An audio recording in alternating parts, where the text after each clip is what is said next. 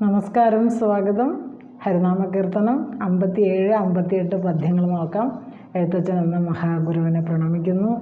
ഗുരുഭ്യോ നമ. എല്ലാ ഗുരുക്കന്മാർക്കും നമസ്കാരം. നാരായണ അഖില ഗുരു ഭഗവൻ നമസ്തേ. അപ്പോൾ എഴുത്തച്ഛൻ എന്ന മഹാഗുരുവിനെ നമ്മൾ ഈ ഒരു ബ്രഹ്മത്തെക്കുറിച്ച് അല്ലെങ്കിൽ ഉപനിഷത്ത് തത്വങ്ങളെ വളരെ എന്താ പറയുക ബ്രീഫായിട്ട് 66 പദ്യങ്ങളിലാണ് ഈ ഹരിനാമകീർത്തനത്തിൽ ഉൾപ്പെടുത്തിയിരിക്കുന്നത്. അപ്പോൾ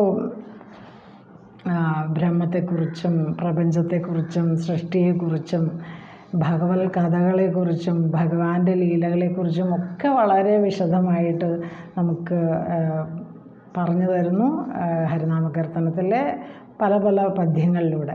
അപ്പോൾ ഇന്ന് 57, 58 പദ്യങ്ങൾ നോക്കാം. എല്ലാ ഗുരുക്കന്മാർക്കും നമസ്കാരം. നാരായണ അഖില ഗുരു ഭഗവൻ നമസ്തേ. ഹരേ കൃഷ്ണ. ഗുരുവായൂരപ്പ. ലക്ഷം പ്രകാരമൊടു സൃഷ്ടിപ്പതിന്നുമതു രക്ഷിപ്പതിന്നുമതു ശിക്ഷിപ്പതിന്നുമിഹ വിക്ഷേപമാവരണമീ രണ്ടു ശക്തികളതിങ്കേ നുദിച്ചു ഹരിനാരായണായ നമഃ.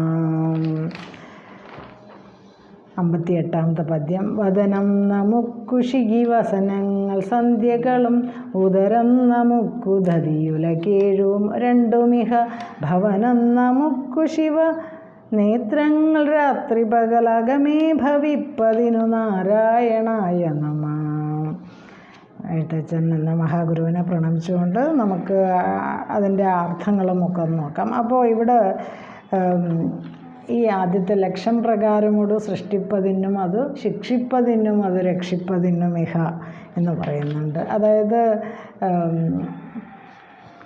ഇവിടെ നമുക്ക് അഖണ്ഡ ബോധരൂപമായിട്ടുള്ള ആ ബ്രഹ്മം, അതിൽ ആ ബ്രഹ്മത്തിൽ പ്രവർത്തിക്കുന്ന മായയുടെ ആ ഒരു പ്രവർത്തനമാണ് നമ്മൾ പല രീതിയിൽ ഇന്ദ്രജാല പ്രകടനങ്ങളായിട്ട് കാണുന്നത്.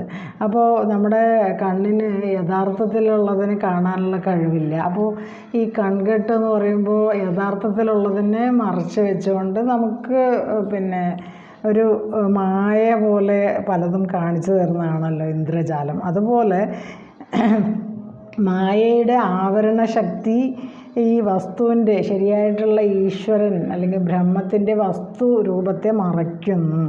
നമ്മൾ ബ്രഹ്മത്തെ കാണുന്നില്ല, എന്നാൽ നമ്മൾ കാണുന്നത് രണ്ട് കാര്യങ്ങളാണ്. അതായത് ആവരണവും അതുപോലെ വിക്ഷേപവും എന്ന് പറയും. ആവരണവും വിക്ഷേപവുമാണ് നമ്മൾ കാണുന്നത്. അപ്പോൾ മായ എന്ന് പറയുന്നത് എന്താണോ യഥാർത്ഥത്തിൽ ഇല്ലാത്തത്, അതാണ് മായ. അപ്പോൾ നമ്മൾ പ്രപഞ്ചത്തിലെ പല നാമങ്ങളും രൂപങ്ങളും ഒക്കെ കാണുന്നു. അതുണ്ടാക്കുന്ന ഒരു ശക്തിയാണ്. അതാണ് ഭഗവാന്റെ യോഗമായ ശക്തി എന്ന് പറയും. അപ്പോൾ ബ്രഹ്മം തന്നെ രണ്ടായിട്ട് പിരിഞ്ഞ് ചൈതന്യമായിട്ടും യോഗമായ ശക്തിയായിട്ടും നിലകൊള്ളുന്നു. അതിൽ യോഗമായ ശക്തിയാണ് നമ്മളെ ഈ പ്രപഞ്ചത്തിൽ പല കാര്യങ്ങളും ഉണ്ട് എന്ന് തോന്നിപ്പിക്കുന്നു, എന്നാൽ യഥാർത്ഥത്തിൽ അതൊന്നും ഇല്ല. അപ്പോൾ നമ്മൾ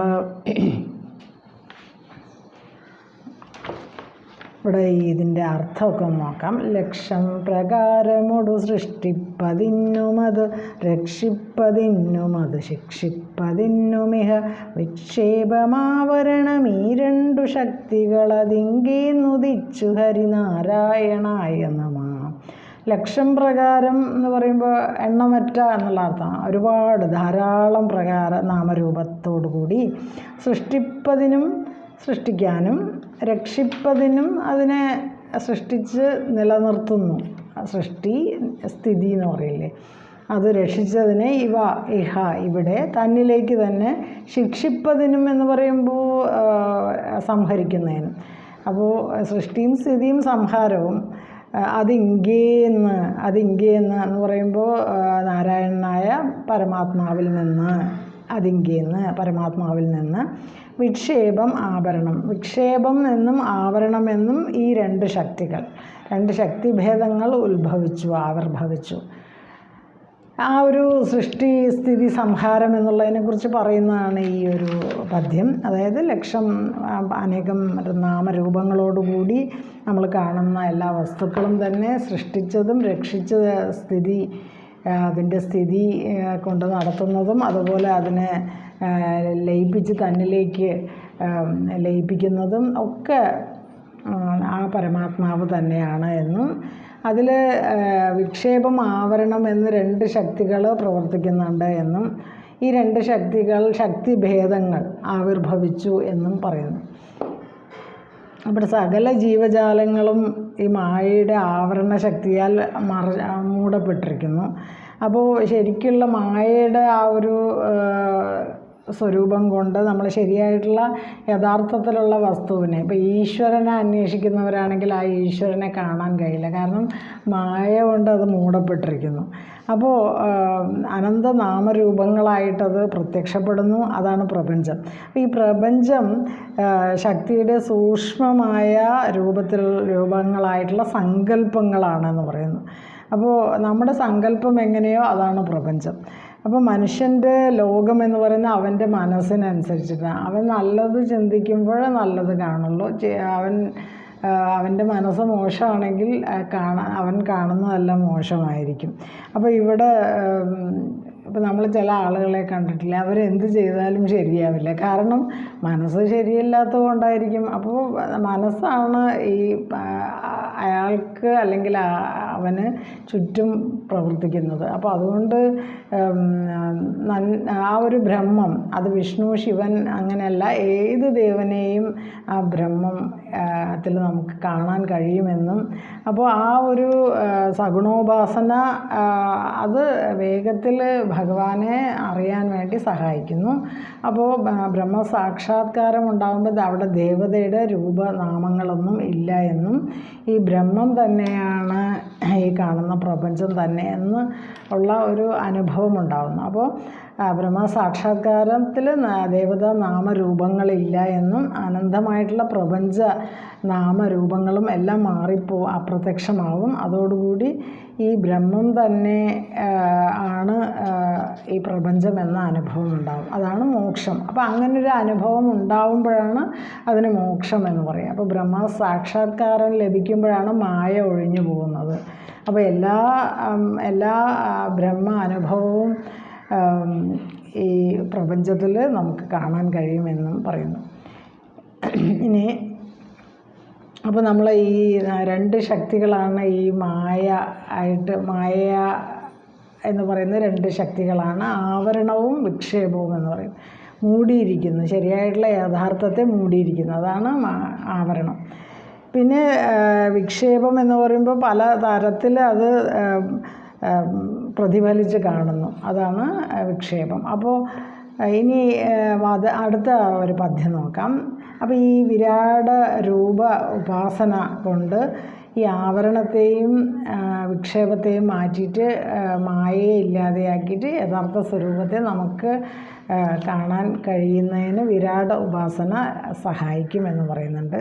അപ്പോൾ 58ാമത്തെ പദ്യം നോക്കാം. വദനം നമുക്കു ശിഖിവസനങ്ങൾ സന്ധ്യകളും ഉദരം നമുക്കുദതിയുലകേഴു രണ്ടുമിഹ ഭവനം നമുക്കു ശിവനേത്രങ്ങൾ രാത്രി പകൽ അകമേ ഭവിപ്പതിന് നാരായണായ നമഃ.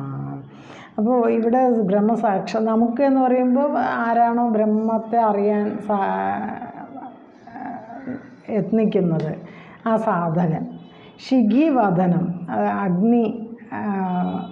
ശിഖിവദനം അഗ്നി ബ്രഹ്മത്തിൻ്റെ വായാണെന്ന് പറയും, അതാണ് ശിഖിവദനം. സന്ധ്യകളും വസനങ്ങൾ 2 സന്ധ്യകളുണ്ട്, പ്രഭാത സന്ധ്യയും പ്രദോഷ സന്ധ്യയും. അപ്പോൾ ബ്രഹ്മം മാറി മാറി ധരിക്കുന്ന വസ്ത്രങ്ങളാണ് ഈ 2 സന്ധ്യകളെന്ന് പറയും. ഉദരം, സമുദ്രം ബ്രഹ്മത്തിൻ്റെ വയറാണെന്ന് പറയും. ഉലകേഴു രണ്ടും നമുക്ക് ഭവനം, 14 ലോകങ്ങളും ബ്രഹ്മത്തിൻ്റെ വീടാണെന്ന് പറയും. ഹേ ശിവ, രാത്രി പകൽ നേത്രങ്ങൾ, മംഗളസ്വരൂപിയായ ഭഗവാനെ രാത്രിയും പകലും അവിടുത്തെ നേത്രങ്ങളാണല്ലോ. അപ്പോൾ രാത്രിയും പകലും ഭഗവാന്റെ 2 നേത്രങ്ങളാണ്. വസ്ത്രങ്ങളാണ് പ്രഭാതസന്ധ്യയും പ്രദോഷസന്ധ്യയും. പിന്നെ രാത്രിയും പകലും കണ്ണുകളാണ്. അകമേ ഭവിപ്പതിന്, ഇങ്ങനെയുള്ള ആ വിരാട് രൂപത്തെ ധ്യാനിക്കേണ്ടതാണ്. ആ നാരായണന് നമസ്കാരം. അപ്പോൾ സ്വയം ബ്രഹ്മം താൻ തന്നെയാണെന്ന് അറിയാൻ കൊതിക്കുന്ന സാധകന് അഗ്നി ബ്രഹ്മത്തിൻ്റെ വായാണ്, പ്രഭാതസന്ധ്യയും പ്രദോഷസന്ധ്യയും വസ്ത്രങ്ങളാണ് എന്നും സമുദ്രം ബ്രഹ്മത്തിൻ്റെ വയറാണ് എന്നും 14 ലോകങ്ങളും ബ്രഹ്മത്തിൻ്റെ വീടാണ് എന്നും മംഗളസ്വരൂപിയായ ഭഗവാനെ രാത്രിയും പകലും അവിടുത്തെ കണ്ണുകളാണ് എന്നും അറിഞ്ഞുകൊണ്ട് ആ വിരാട് രൂപത്തെ ധ്യാനിക്കേണ്ടതാണ് എന്ന്, ആ വിരാട് രൂപത്തെ എങ്ങനെയാണ് ധ്യാനിക്കുക എന്നും കൂടെ പറഞ്ഞു തരുന്നു. ആ വിരാട് രൂപത്തെ ധ്യാനിക്കുക വഴി കുറച്ചായിട്ട് ആ മായ ഒഴിഞ്ഞു പോവുകയും ആ ബ്രഹ്മത്തെ അറിയാൻ കഴിയുകയും ചെയ്യും എന്ന് ഉള്ള ഒരു അറിവാണ് നമുക്ക് കിട്ടുന്നത്. അപ്പോൾ 57, 58 പദ്യങ്ങൾ ഒരിക്കലും ചൊല്ലാം. ലക്ഷം പ്രകാരമൊടു സൃഷ്ടിപ്പതിന്നുമതു രക്ഷിപ്പതിന്നുമതു ശിക്ഷിപ്പതിന്നുമിഹ വിക്ഷേപമാവരണം ഈ 2 ശക്തികളതിങ്കേന്നുദിച്ചു ഹരിനാരായണായ നമഃ. വദനം നമുക്കു ശിഖിവസനങ്ങൾ സന്ധ്യകളും ഉദരം നമുക്കു ദതിയുലകേഴു 2മിഹ ഭവനം നമുക്കു ശിവനേത്രങ്ങൾ രാത്രി പകൽ അകമേ ഭവിപ്പതിനു നാരായണായ നമ. നാരായണായ നമ നാരായണായ നമ നാരായണായ നമ നാരായണായ നമ. ഇത്രയും ഭാഗം ഗുരുവായൂരപ്പന് സമർപ്പിക്കുന്നു. ഹരേ കൃഷ്ണ. ഗുരുവായൂരപ്പ സർവം ശ്രീകൃഷ്ണാർപ്പണമസ്തു. ഓം തത്സത്.